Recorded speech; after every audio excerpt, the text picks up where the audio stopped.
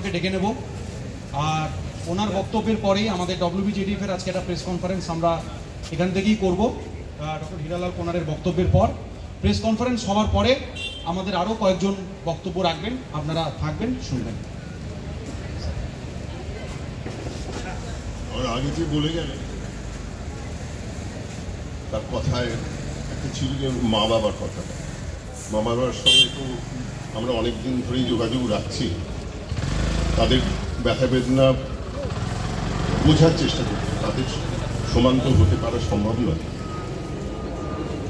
সেখানে তার মা বাবা যখন কিছু ক্ষোভ প্রকাশ করেছেন বর্তমান শাসক দল, মুখ্যমন্ত্রী ইত্যাদি তাদের বিরুদ্ধে, তারপরে সেই দলের পক্ষ থেকে মুখপাত্ররা যে ভাষায় তাদের অপমান করেছেন, তাতে মনে হয় আজকের ঘটনাটা তো বোধহয় সেইটা বোঝা যাচ্ছে।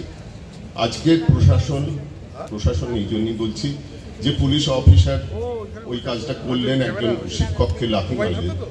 এই শিক্ষার মুখে, সমস্ত সুশিক্ষার মুখে লাথি মারার কাজটা এরা খুব ভালো শিখেছেন এবং সেটাই আমাদের মুখ্যমন্ত্রী, আমাদের প্রশাসন, আমাদের সরকার, সমস্ত প্রশাসনের সমস্ত স্তরেই সেটাকে চালিয়ে দিতে চাইছেন এবং এটা দিয়ে একটা ভয় দেখাতে চাইছেন। আমরা মনে করি যে পশ্চিমবাংলার মানুষ এত সহজে ভয় পাবে না।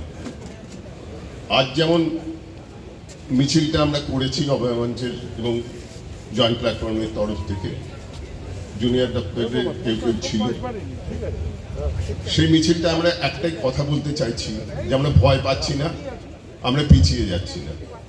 আমরা আবার বলছি,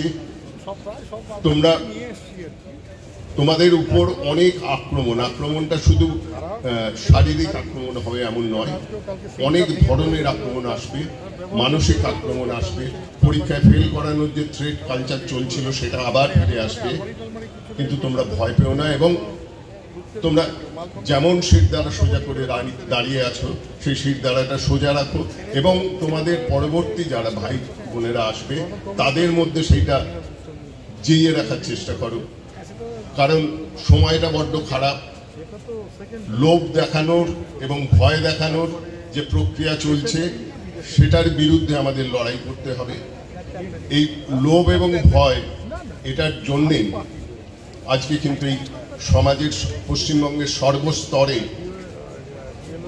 আমাদের এই করুণ অবস্থাটা চলে এসেছে। আমরা এই লোভ এবং ভয় জয় করবই, এই প্রত্যাশা নিয়েই আমরা বেঁচে আছি। আমরা মিছিল করব, আমরা সুবিচার না পাওয়া পর্যন্ত পথে আছি, পথে থাকবো। ধন্যবাদ।